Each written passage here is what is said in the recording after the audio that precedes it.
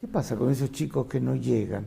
A mí me da mucha lástima porque a veces, ¿sabes por qué? A veces no llegan por el destino y a veces no llegan porque ellos no se dan cuenta que si insiste llegan. Yo tengo una anécdota con mi viejo que en esa época que yo no jugaba, él vio eso y yo ya era profesional y no jugaba en la reserva, jugaban por ahí chicos más chicos y me dice, Beto, no vas a tener posibilidades acá. Me dice, venite a San Juan que por ahí podés jugar, podés estudiar. Y yo le dije, no, yo voy a luchar, cuando me echen, perdé cuidado que vuelvo, pero déjalos que me echen. Mi lugar es este, yo voy a pelear acá.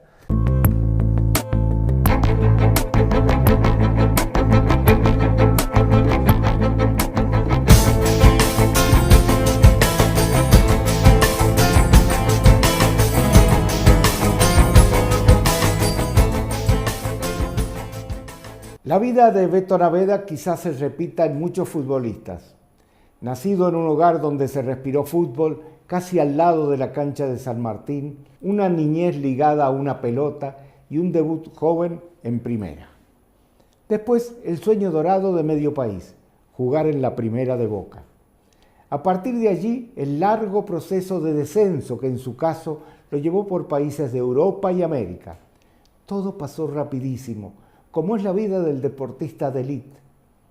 Y luego una etapa no menos fácil, el retiro del fútbol, las secuelas de viejas lesiones, en muchos casos el anonimato de cualquier mortal.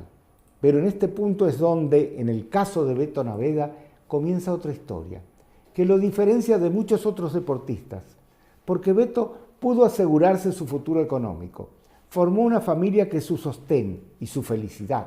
Sigue teniendo las largas charlas con su padre y principal hincha y entró en el mundo de las inversiones y los emprendimientos.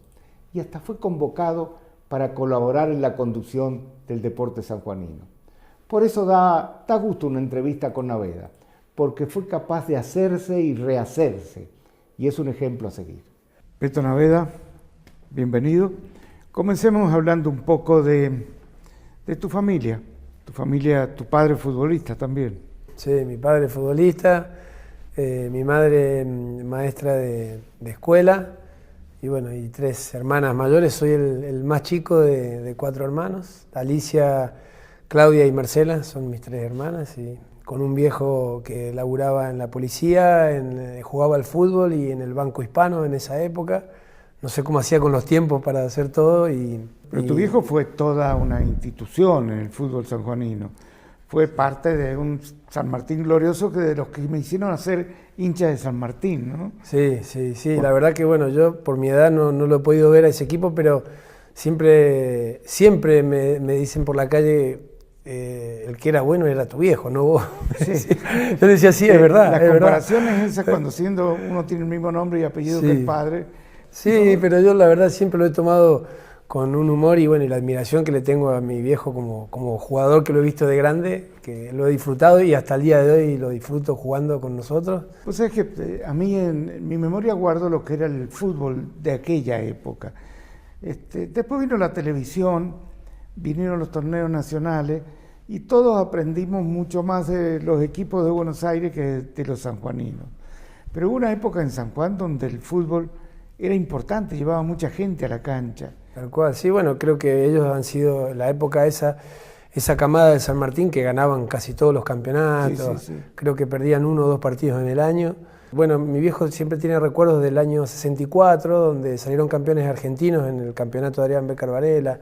3 años seguidos salió campeón San Juan, campeón argentino. Sí. Y él, bueno, ahí lo eligieron el mejor jugador. Evidentemente en esa época San Juan tenía un nivel futbolístico bien alto, y no es por ahí lo que sucede hoy, ¿no? Sí, hoy por ahí casi somos una franquicia, ¿no? Sí. Con jugadores que vienen de afuera y técnicos que vienen de afuera, ¿no? Sí, sería muy lindo poder ver a los chicos nuestros crecer. Los que han tenido alguna posibilidad de jugar en primera y debutar en San Martín, siempre ya están en otros clubes o ya no están acá.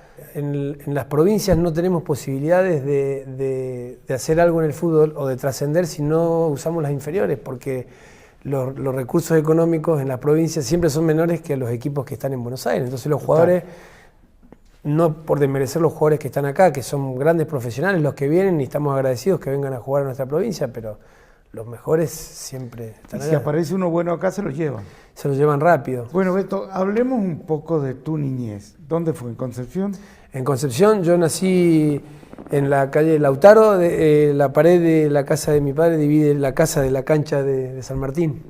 Sí, la verdad que he tenido una niñez muy, muy feliz jugando todo el día al fútbol.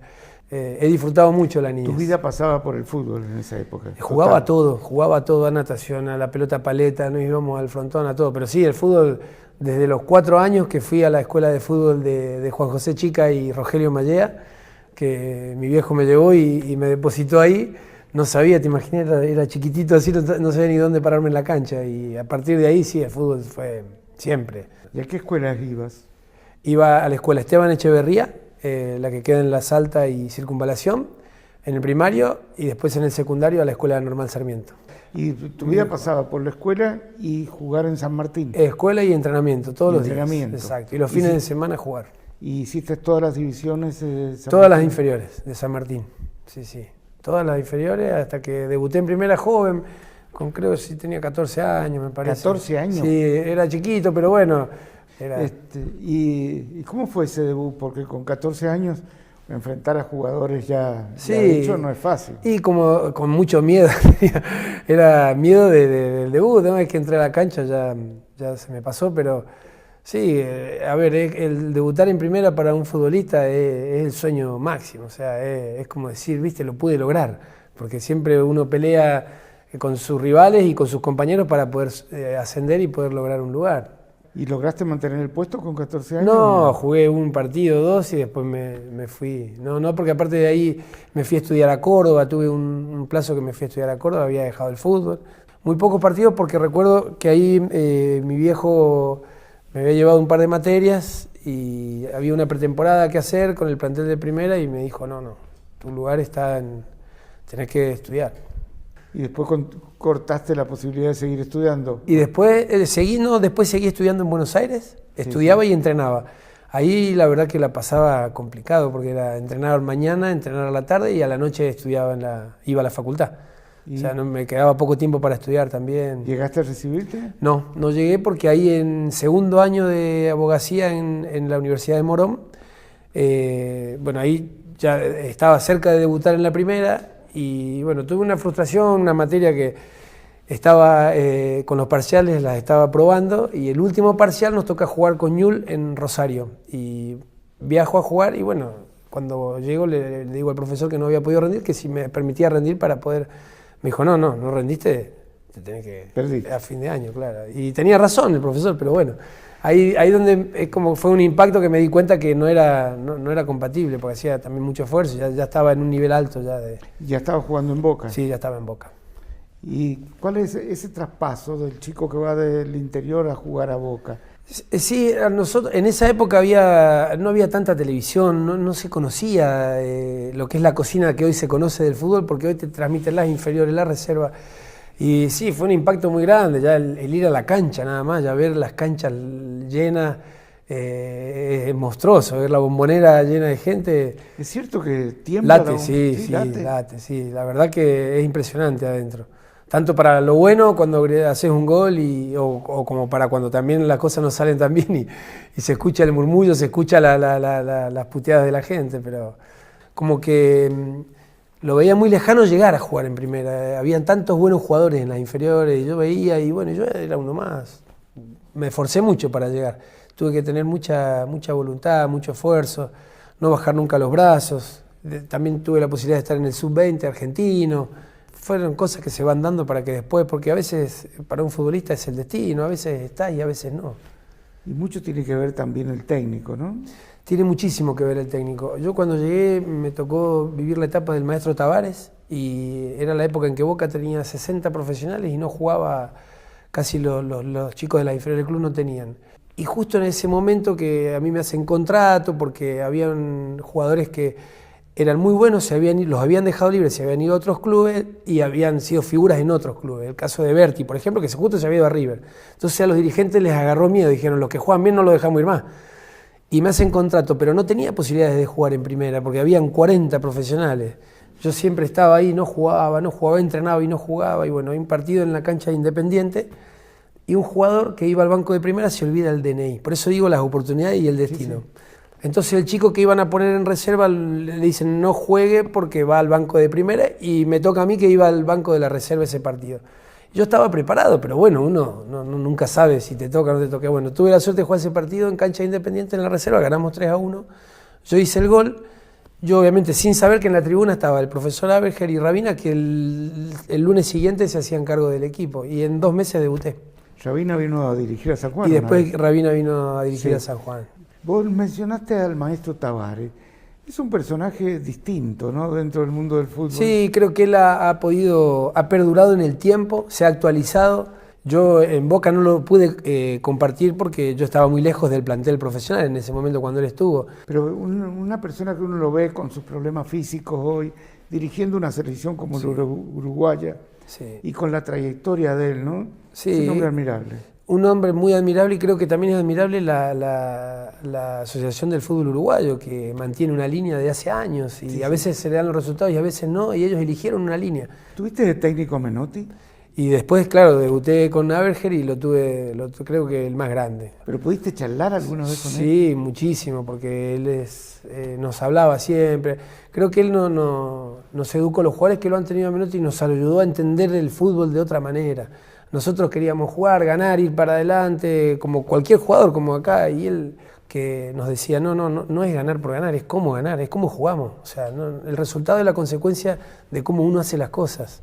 Y creo que en eso para mí me marcó porque después en mi vida fui así siempre. ¿Cuántos años tenías? Y ahí ya tenía 21 años. La verdad me ayudó mucho, también me ayudó mucho el CAE Aymar, que cuando yo llego a las inferiores de Boca, él era el técnico en la primera, y ellos tenían la escuela de Grigol, no nos dejaban comprarnos autos hasta que no tuviéramos un departamento. Un detalle que parece menor y era muy importante porque el futbolista a esa edad es muy joven, no tiene preparación. Yo venía de una familia de clase media que me habían inculcado que había que estudiar para ser alguien en la vida. Llegaste con muchos valores. Yo entré con muchos valores, pero la mayoría de los futbolistas no. Y a mí, la verdad, porque yo entré con esos valores, pero me podría haber ido para el otro lado también. Porque a esa edad uno es muy vulnerable.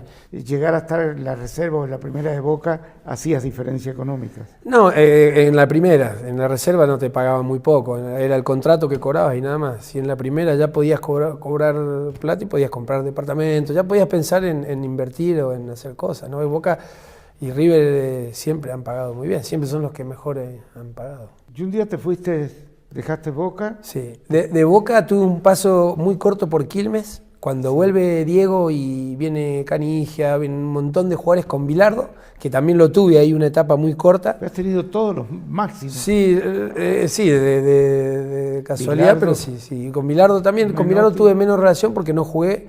Pero era distinto, era otra cosa, ¿no? Todo muy distinto, sí, muy distinto. Entre Menotti y Bilardo te quedás con Menotti. Sí, sin duda, no hay ningún, o sea, Menotti me representa lo que yo hoy soy en mi vida, o sea, trabajando para hacer las cosas bien, pensando en cómo hacer las cosas, el resultado es algo secundario y bueno, marcó un camino muy importante. Y después Bilardo también tuvo su mérito, porque no cualquiera gana un mundial, y dirige no a Maradona. Maradona en su mejor momento. En su mejor momento, y no, Bilardo creo que a su manera, que por ahí, bueno, yo he aprendido de los dos, sin duda que Bilardo también tiene muchas cosas para... La línea de Menotti solamente por la seriedad, la responsabilidad, un Peckerman puede ser, ¿no? También un Peckerman con un fútbol más ofensivo. Lo que interesa también del fútbol, este fútbol súper profesionalizado, es cómo trabaja con los jóvenes. Los clubes en Argentina son distintos a los clubes españoles o los italianos, y la gente no lo entiende por ahí eso. La parte social que cumple el club en la Argentina es importantísima. Es importantísima, sí, es fundamental porque el club como articulador entre lo que serían las autoridades de un gobierno y la gente, ¿no? Sí. Y el fútbol, que es el 80-90% de la gente que hace deporte, juega al fútbol. Entonces en nuestro país es el deporte que más habría que cuidar, ¿no? El padre por ahí ya no se preocupa tanto que el hijo sea médico o ingeniero, prefiere un hijo futbolista o una hija modelo, ¿no? Y sí, hoy creo que es un poco la tecnología, que los chicos y los padres también que estamos inmersos en esta tecnología, es como que en la tecnología es todo ya. La realidad en la vida, para lograr cosas hay que trabajar mucho. Y nosotros como padres de nenes chicos como tengo yo, creo que es la misión a cumplir, ¿no? ¿A qué edad te casaste? A los 28, estaba en edad. Es que debe ser difícil para un jugador de fútbol exitoso. Sí. Pensar en casarse, ¿no? Yo buscaba formar una familia de pibe. Siempre tuve ese objetivo y creo que si no lo hubiera tenido no lo hubiera hecho. Y bueno, y en un punto encontré la mujer indicada, ¿no? ¿Tu mujer es sanjuanina? Mi mujer es de Buenos Aires, porteña. De Buenos Aires. Sí.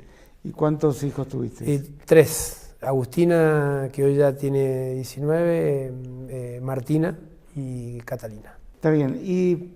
Pero aparte de jugar en Boca, tu paso fugaz por Quilmes, ¿te fuiste al exterior? De ahí me fui a la Major League Soccer, el año en la que se volvió a reiniciar, porque había tenido una etapa con el Cosmos de Pelé. Esa liga había cerrado y empezó la nueva liga, que es la que hoy está, la Major League Soccer, que está a pleno. Y bueno, me tocó la posibilidad de irme a jugar a Estados Unidos y no lo dudé. Tuve 2 años hermosos ahí en Boston. Y un invierno muy frío. Sí, bueno, la liga en eso tiene una virtud, que como son los americanos, en la parte de invierno no juegan al fútbol. O sea, van y jugábamos en los lugares donde hacía calor. Después de sentir latir la tribuna de Boca, llegar a jugar en Boston, es otro mundo, ¿no? Otro mundo, sí, otro mundo. Era también un desafío grande, porque el desafío de la liga era hacer crecer el fútbol. Mi salida de Boca también tenía que ver con que iba a tener poco lugar ahí, yo ya tenía que crecer, tenía que dar el salto. Necesitaba yo un lugar donde sentirme importante y bueno, rápido aprendí inglés, a los 6 meses ya hablaba, tenía traductor, iba a la escuela. En el contrato... que estas son las cosas que a veces ayudan. En la liga nos obligaban a ir a la escuela a aprender inglés a los que no sabíamos. Tuve un entrenador irlandés que fue un goleador del Liverpool, Frank Stapleton se llamó el primero, y tuvo una virtud el hombre conmigo. Entramos a la charla técnica y me dice, no, tu traductora afuera, porque yo no sabía hablar nada, no sabía decir nada. Entonces yo escuchaba un montón de palabras antes de jugar y señas, y entraba a la cancha y jugaba. El primer partido jugué bien y me sacó. Me dice, tenés que entender, esto es un equipo, tenés que entender cómo jugar. Y pero si no me dejás, le digo, no me dejás que... Y bueno, tengo que aprender.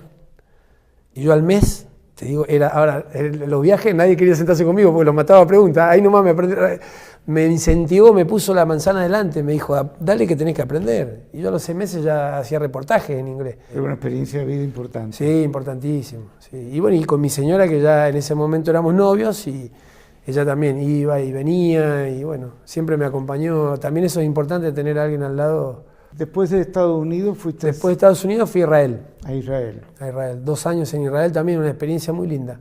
Llego yo sin conocer nada, tenía una posibilidad de firmar en Bélgica, y bueno, por ahí me seducía un poco más a ir a Bélgica que a Israel. Y bueno, fui desde el desconocimiento. En esa época no había internet por ahí. Yo siempre aclaro esto porque la gente parece decir, ¿cómo no vas a saber lo que es un lugar? Si vos querés saber un lugar, te metés al Google y te salen fotos. En esa época no era así. Yo llegué con un temor, digo, debe ser algo que uno escuchaba de la guerra en ese momento. Y me encontré con un país impresionante. Admiración absoluta a lo que hicieron en 50 años en esa época. Y con pocos recursos. Y con pocos recursos hicieron algo impresionante. Y bueno, la verdad me sentí muy cómodo ahí. Y después de ahí me fui a Escocia. A Escocia. A tomar whisky. A Escocia, sí. Yo no tomaba nada en esa época, pero muy lindo también Escocia. Ahí no me costó nada adaptarme porque ya el inglés lo manejaba perfecto, así que llegué me adapté en 2 minutos. ¿Y en Israel te manejaba en inglés? En inglés sí, aprendí rápido el hebreo, pero para hablarlo, lo aprendí de oído, porque como el alfabeto se escribe al revés y es muy distinto, no tuve el tiempo de aprenderlo. Y como no lo necesitaba en realidad, porque con el poco hebreo que aprendí de hablarlo y el inglés te manejabas muy bien. ¿Te das cuenta, Beto Naveda, lo que le debes al fútbol vos? Sí, sí. Ser ciudadano del mundo, sí. Manejar idiomas. También le habrás puesto mucho. Sí, he sido un afortunado desde ese lugar y creo que también tuve la contraparte que a los 13, 14 años me rompí la rodilla entrenando en San Martín. Eso lo dejamos para el próximo bloque. Bueno, ya volvemos. Dale. ¿Quién es Beto Naveda? Bien, en Beto encontramos un excelente margen izquierdo que nos habla de una buena separación con las situaciones del pasado y de la familia de origen. Pero también encontramos un margen derecho amplio que nos habla de cierta dificultad o lentitud al poder alcanzar objetivos. Encontramos que su escritura es levemente ascendente, eso nos habla de una tendencia al optimismo, a la búsqueda del éxito, a la motivación, a la fuerza. Y es desligada completamente la letra. Vemos una letra, separación. ¿Sí? Eso poco se ve en estos tiempos, sobre todo en gente de su edad. Lo vemos en personas más grandes y tiene que ver con un exceso de reflexión. Se detiene en cada instante en lo que él va haciendo y eso hace que los movimientos a veces sean lentos. Tiene distancia entre líneas, tiene distancia entre palabras y tiene una distancia grande entre letras. Pone bastante distancia. Esto nos está mostrando mucha distancia con las personas, con los compañeros, con la gente en general. Su firma tiene acá un punto que nos marca, es un signo de autoafirmación que representa un este soy yo. Está bien. Obsérvenme, espero que les guste y si no, sí, una persona muy decidida desde ese lugar. Muy bien, muchas gracias. Gracias. Sigamos un poco con el fútbol internacional. ¿En Israel termina tu carrera o sigue? No, después, bueno, tuve 2 años en Escocia, en el Dundee United y en el Dundee. En los dos jugué 1 año en cada uno, que fue una época que fueron varios argentinos, estuvo el Beto Carranza, Canija, varios amigos que había tenido en Boca, así que pero estaban en el Dundee y yo estaba en el otro equipo. ¿Con quién me encontré ahí? Con el negro Chami, no sé si lo recuerda, que jugó en Boca. Sí, sí. Que también fue compañero mío, yo lo acompañé bastante. La época que él llega a Boca, yo tenía una lesión en el quinto metatarsiano y me operan.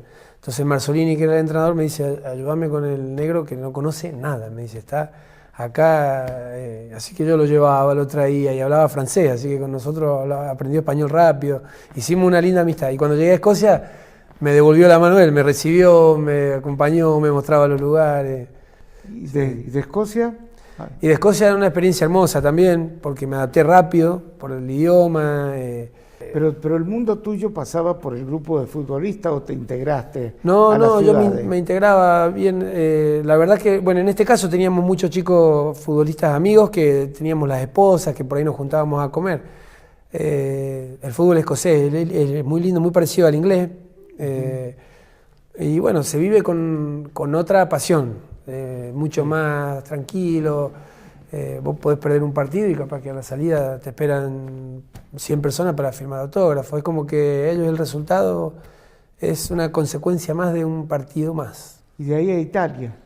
Y de ahí me fui a Italia. Ahí ya estaba bastante lesionado y bueno, me llamaron de Italia. ¿Cuántos años tenías ahí? Y ahí ya tenía 31 años. Y estabas al final. Sí, estaba al final porque tuve muchas lesiones en la carrera y bueno, a raíz de una lesión me empezaban otras y bueno, cuando llegué a Italia, la verdad que pude jugar muy poco, estuve 3 meses jugando lesionado.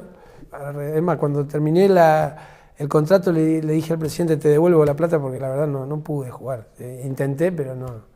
El tipo me dice, estás loco, vos, me dice, yo te vi el esfuerzo que hiciste para ponerte en forma. Es más, me dice, andá, recuperate, operate las veces que tengas que operar y vení que acá tenés lugar. Nunca más volví, nunca más me recuperé. Me vine, me operé la rodilla, me operé el pubis y bueno, el médico ahí me dijo, con tu rodilla tenés que pensar en el futuro, que tenés que pensar en caminar, tenés la rótula destrozada. Así que dejé el fútbol ahí, con Roberto Avanzi. ¿Y dónde te golpeaban más? ¿En qué país? Todos lados, creo que yo las lesiones a mí me golpeaban bastante, porque en la posición donde jugaba siempre recibía. Sí, en el fútbol argentino del que me tocó jugar a mí, acá cuando te querían lastimar, te lastimaban. Acá cuando por ahí... Acá hay jugadores con mala intención. Yo no sé si mala intención, pero era fuerte. Si te Era podían fuerte. sacar de un partido, te sacaban, sí. Acordate que esa época firmaban un partido por semana. O sea, Sí. vos en un córner podías pegar 3 trompadas que si el árbitro no te veía no salía en ningún lado. Hoy hasta se tienen que tapar la boca los chicos para Para hablar, hablar. ¿Es cierto que Menotti te cambió de puesto?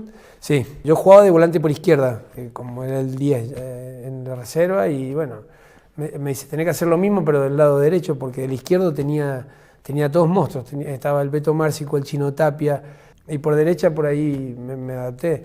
Igual, con tal de jugar en la primera de Boca, me hubiera puesto de arquero y jugaba igual.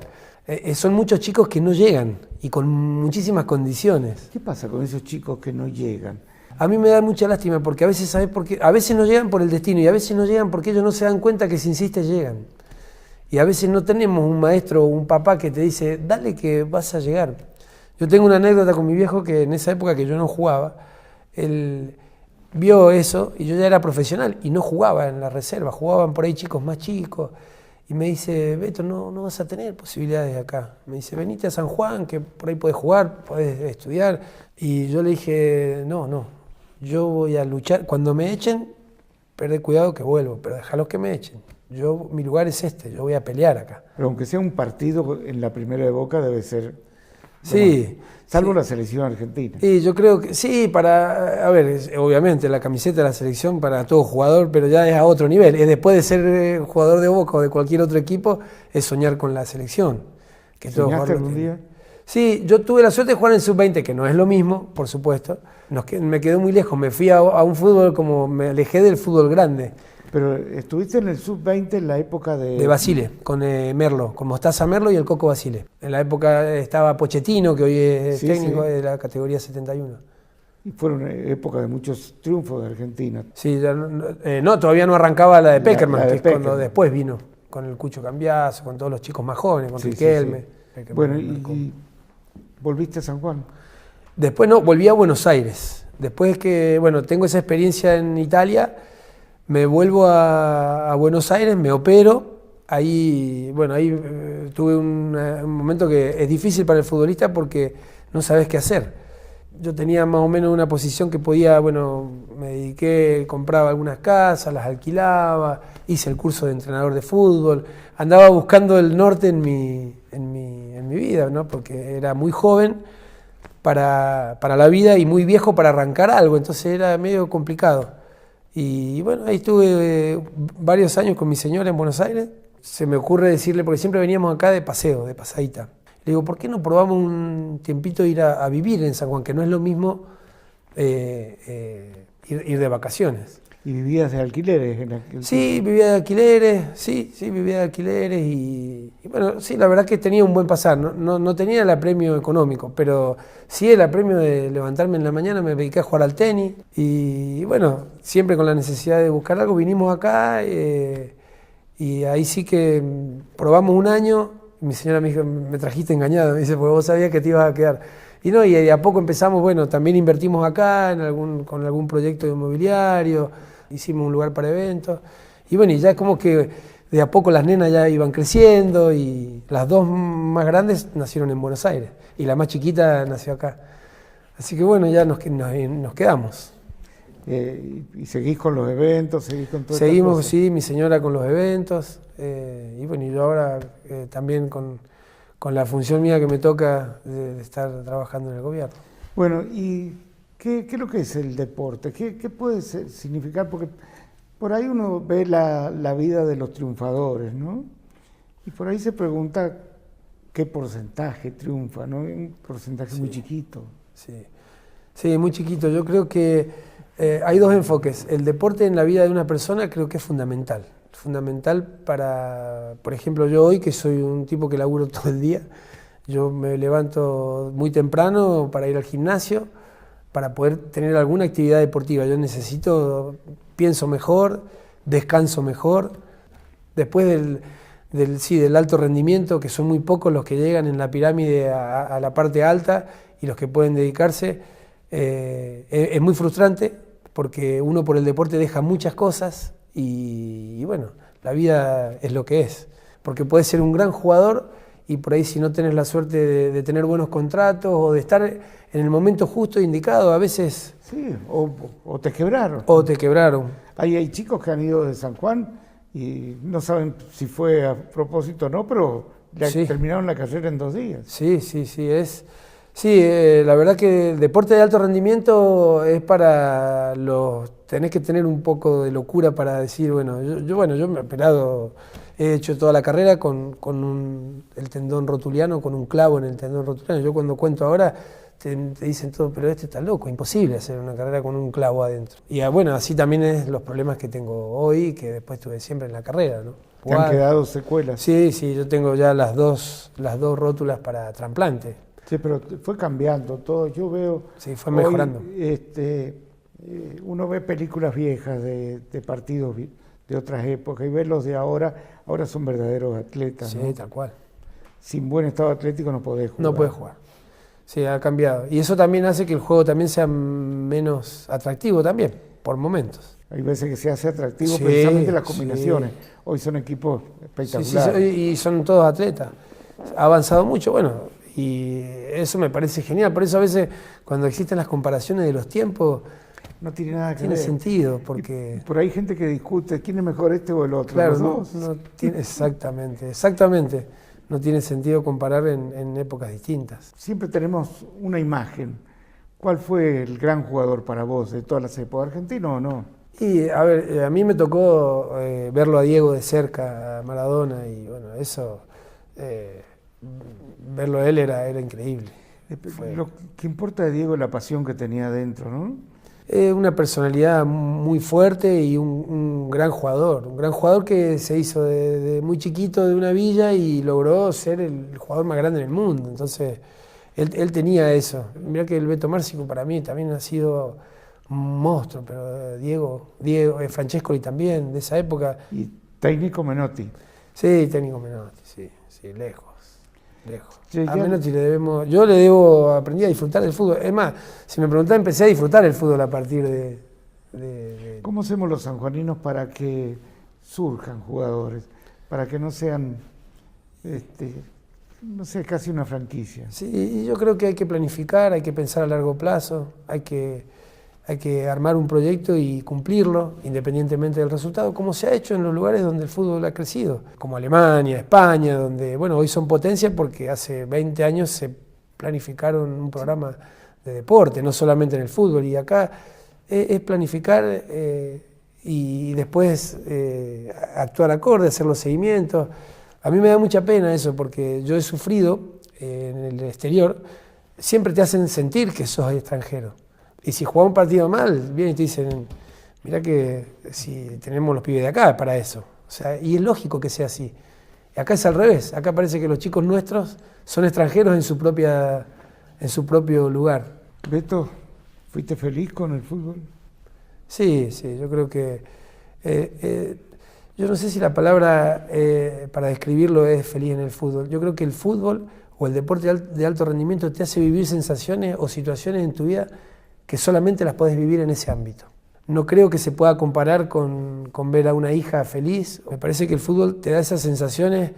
Yo recuerdo, no sé, después de haber, que en Boca me costó mucho llegar, y el día que yo le hago el gol al Real Madrid, esa sensación de ir caminando y no sentir las piernas no me pasó nunca. Y por ahí puedo estar feliz, puedo estar bien con mi familia, o con mi trabajo, o en cualquier ámbito. El fútbol te da esas situaciones, tanto de alegrías como frustraciones. Son muy pocas las alegrías y la mayoría son frustraciones. ¿Pero repetirías tu vida? Sí, yo creo que el fútbol para mí... ¿Tratarías que no te rompa la pierna? Trataría de que no me pasara lo de las lesiones, pero sí, he sido feliz, he luchado mucho, creo que también el fútbol y el deporte en conjunto tiene eso, te enseña límites, te enseña compañerismo, te enseña superación.